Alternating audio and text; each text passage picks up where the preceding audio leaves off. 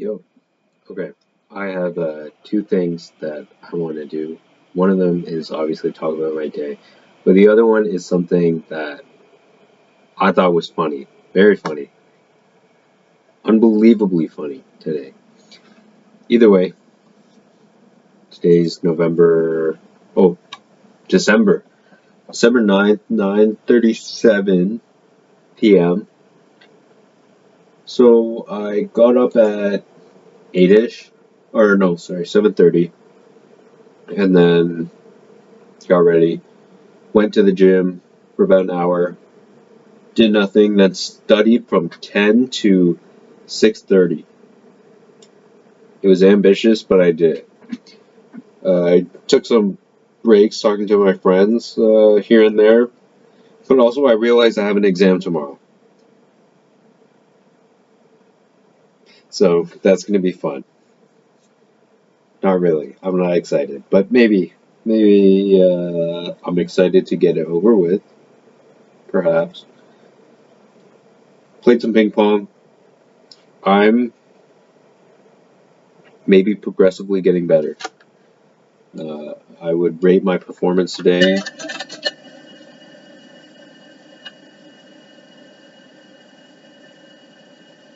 5 out of 10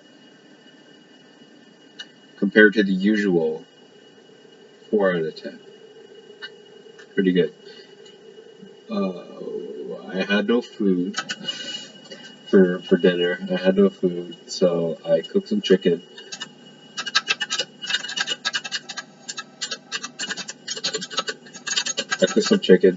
And then I cooked some rice, and that's it. I ate it. That's all. Now, what I really wanted to get to. Let me pull this up just so I have this as reference. This was crazy. So my friend sends me, well, not me specifically, but he puts in our group chat this lecturer dropped from Waterloo full article. I didn't know what it was, so I clicked on it, and they start talking weirdly about the author, and I start connecting the dots, and I'm like, oh wait, it's an engineering professor at Waterloo. So I click on the paper, and let me read this. On the challenges of dating and marriage in the new generations. Wow. Such insight coming from an engineering professor. He goes on to say, whatever. It discusses the psychological, cultural, sociological, anthropological, technology-related, location-related, and immigration-related challenges of dating and marriage. It sounds like a pretty good paper. Maybe. I don't know. I don't read papers. Why? Because I'm an engineer. That being said, as I'm kind of scrolling through the Reddit, I'm noticing this one guy who has kind of broke it down, which is lecturer. I slept with women. Wow, wow, wow. A woman. Why don't you cry about it in MLA format? Lecturer, timber me whiskers. In the time Mr. Manley spent enough time to write 20 pages demonstrating why he's an incel, he could have tried to speak to some women. Interesting. So I read the paper. I actually tried to look around. I found the first example, which was, why does he call dating hunting? He called it hunting. If you look at this title, it says difficulties at hunting at work, or difficulties of hunting at work. Not only that, he then goes on to say, therefore, boys studying or working in some areas such as engineering struggle to find female partners in academia or industry, even if they can surpass aforementioned problems of hunting partners at work. Interesting. This repetitive process of hunting a partner for dating and or marriage. Interesting. Now hold on. Let me wrap it all with an analogy. Which is snakes and ladders. He said, dating or marriage is like a game of snakes and ladders. In this board game, just in case you don't know, the player passes squares on the board one by one, and the number of passing squares is determined by throwing a die. It's typical. It's a board game. Some squares have ladders. If the player lands at the bottom of the ladder, they will go up the ladder and end up immediately at the square at the end of the ladder. Wow. Some squares have snakes, or which the player will be bitten by a snake and then go down the snake. All this to basically say, he gets 0 girls. He then goes on to say, dating is like a game of snakes and ladders. If you have false ideas. Also, this is written by a guy's perspective. If a player is bitten by a snake, they will be moved back to the square. And dating and marriage is like that, because a boy is trying to win the heart of a girl. Also, really weird that you refer to adults as boys and girls. I don't know. Maybe I don't write papers. I don't have what it takes, which is maybe being weird. Some other things that I found was in the footnotes, or actually, no, it's not in the footnotes, but, oh wait,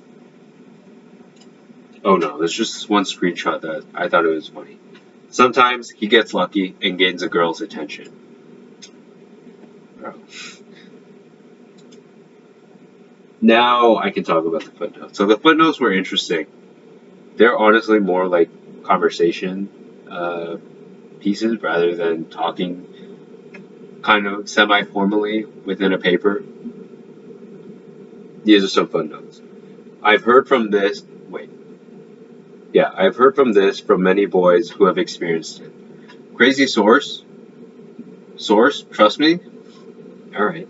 If you do not believe me, feel free to ask your parents to see how many times they tried asking out before marriage. Alright. What separates you and my parents, though? Marriage, perhaps? This other thing. This footnote. Wow. This one really was an eye-opener. And I really think, I don't think this, but I really think that we should heavily consider it. Again, I do not think we should do that.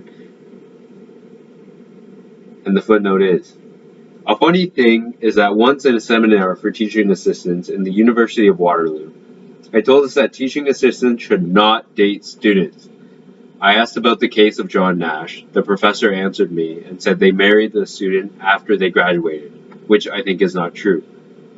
Then I answered, even if that is true, did they suddenly get married without any dating? Of course they dated while she was a student. I think themselves know that this rule is non-fictional, because if the professor or instructor and the student are both single, they may like each other, or fall in love as they interact frequently at school. Here's the kicker. This rule was even criticized by the American comedy show Friends, Season 6, Episode 18. Absolute cinema. This is really wow. Just say you want to date your students. Don't make me read all this. Why did you write 20 pages just so you can say you can date your students? Nobody is having this problem. Well, maybe there are. I don't know. They got to write paper. Here's another footnote. Some Iranian boys have the experience that they have been rejected by an Iranian girl, and they have seen that girl starting to date or flirt with a Canadian or American boy in a coffee shop a week after. What are you citing? What is that? Is that a reliable source? I don't know. We spent so much of primary school just seeing what a reputable source is. The first thing that we say is don't use Wikipedia, and here you are saying because they saw it is true for everybody. That's crazy. I came up with this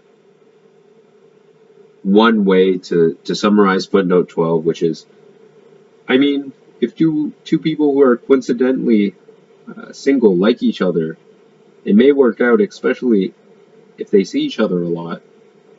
Okay, man. Either way, it's a funny paper. There's a lot in here. 20 pages worth, actually. And yeah, I don't know. Part of me is happy I only found it now. The other part is perplexed that there are people like this teaching me how to do math. I know it doesn't affect how you can do math,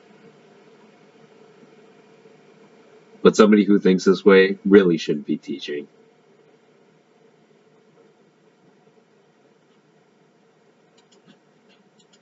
Yeah.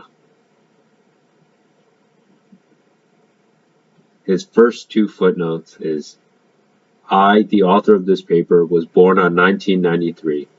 I am about 30 years old at the time of this write-up of the paper. I believe, as this paper is based on reality, sure man, many people, especially single boys, who else is reading this paper, will have empathy with many statements on this paper. And I think that really sums it up. Which is, if you want to hear it, you'll believe it.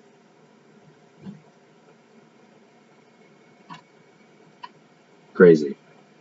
Crazy paper. I wish I didn't find this during exam time. Because I really would read more of this. Yeah. Alright. I think let me think, future